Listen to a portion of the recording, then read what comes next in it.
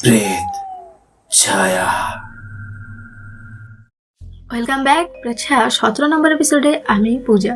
আজকের ঘটনা থেকে আপনারা শুনবেন কলকাতা থেকে 4 বন্ধু সুন্দরবনের জঙ্গল সাফারি ও নদী সাফারি করতে গিয়ে তাদের সাথে কতটা ভয়ঙ্কর ঘটনা ঘটে গিয়েছিল। ঘটনাটি কালেক্ট করা হয়েছে উত্তর 24 পরগনার পাথরঘাটার একজন ভ্রমণপ্রেমী রবি হালদারের থেকে।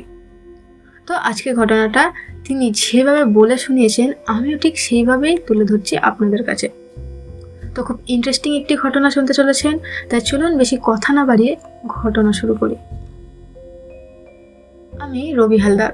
বর্তমানে আমার বয়স 32 হলেও ওই বছর 24 থেকে আমি বহু জায়গা ঘুরে বেড়াচ্ছি। বিশেষত আমি একাই ঘুরতে যাই। তো আমার এই ঘোরাঘুরি দেখে আগ্রহ হয়ে আমার অফিসের 3 জন বন্ধু বায়না করে, বলে রবিদা চলো না আমাদেরকেও একদিন সঙ্গে নিয়ে কোথাও ঘুরে আসি কাছে ঘুরতে। আমি বললাম হ্যাঁ চল, তোরা গেলেই আমি রাজি। তো এটা আজ থেকে প্রায় 6-7 বছর আগের একটি ঘটনা আমি বলছি। তো একদিন সবাই এক জায়গায় বসে একটা মিটিং মতো করি, কাছে পিঠে কোথায় যাওয়া যায়, কদিনের ছুটি লাগবে এইসব নিয়ে। তো অবশেষে আমরা সবাই মিলে ঠিক করি যে বেশি দূরে না, আমরা বরং সুন্দরবনের দিকেই যাব। তো সবশেষে আমাদের প্ল্যান হয় 3 দিনের। যেমন প্রথম দিনটা সারাদিন যেতে কেটে যাবে, ওই দিন রাতটা কোনো এক গ্রামের পাশে টেন্ট খাটিয়ে বিশ্রাম নেব। পরদিন সারাদিন আর সারা রাত জঙ্গল সাফারি আর নদীতে বোটিং করব, দিয়ে পরদিন ভোরবেলা সেখান থেকে বেরিয়ে আসব। তো কথা মতো কাজ, অফিস ছুটি করে 3 দিনের জন্য বেরিয়ে পড়ি সুন্দরবনের উদ্দেশ্যে। আমরা বেরোই 2018 সালের 25শে সেপ্টেম্বর। 25 তারিখ আমরা ওই সন্ধ্যে 6-6:30 দিকে পৌঁছে যাই সুন্দরবনে। সত্যি বলতে সারাদিনের জার্নিতে খুব কষ্ট হয়ে গেছে, কিছু যেন ভালো লাগছে না আর। কিন্তু রাতে থাকতে তো হবে, তাই বেশ কিছুটা খুঁজে একটা জনবসতি গ্রাম দেখলাম, আর সেখানকার রাস্তায় চলাচল করা কিছু মানুষের সাথে কথা বলে আমরা গ্রামের শেষের দিকে আমাদের ট্রেনটা খাটাই। গ্রামটা থেকে 15-20 মিনিট দূরে জঙ্গলের শুরু। সাথে যা খাবার ছিল টেন্টে বসে খাচ্ছি। তখন রাত প্রায় 8টা বাজে। হঠাৎ শুনলাম টেন্টের পাশ থেকে একদল লোক হরিধ্বনি দিতে যাচ্ছে জঙ্গলের দিকে। পিছন থেকে কিছু মেয়ে মানুষের কান্নার আওয়াজ শোনা যাচ্ছে। বুঝলাম গ্রামের কেউ মারা গেছে।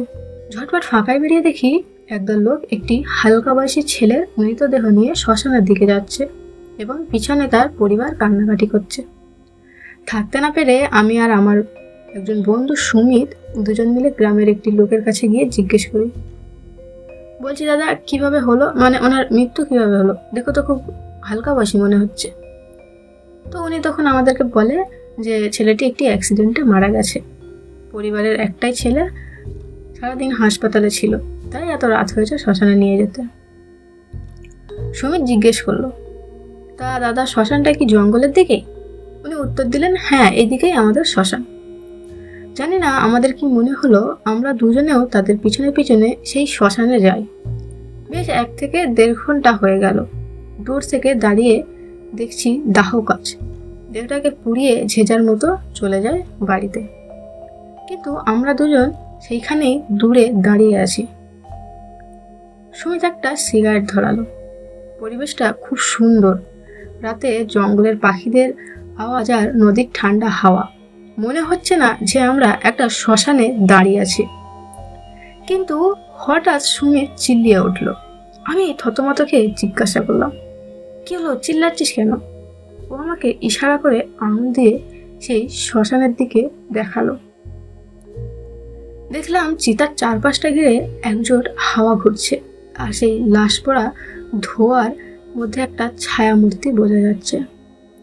আর আশেপাশে একদল শিয়াল সেই ধোঁয়ার দিকে তাকিয়ে ডাকছে। মনে মনে ভাবলাম এখান থেকে না যদি বের হতে পেরেছি আজকে আমাদের মৃত্যু নির্ঘাত।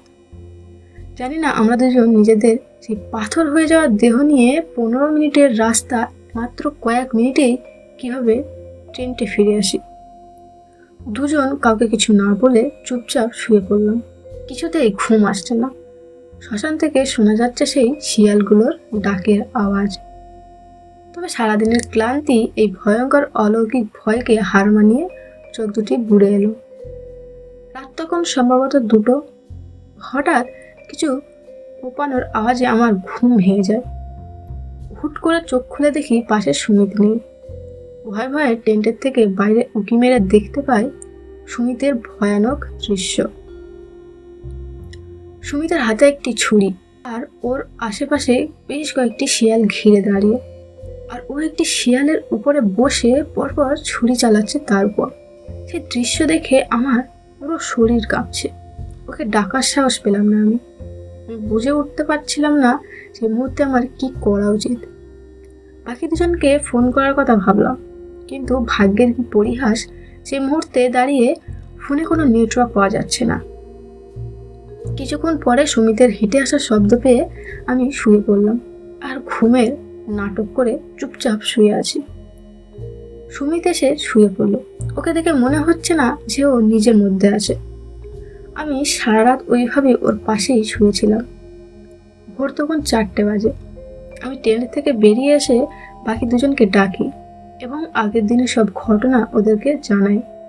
আর টেন্ট থেকে কিছুটা গিয়ে ওদেরকে দেখাই সুমিত কাল রাতে যে শিয়ালটাকে ছুরি দিয়ে কুপিয়েছে সেই দৃশ্য।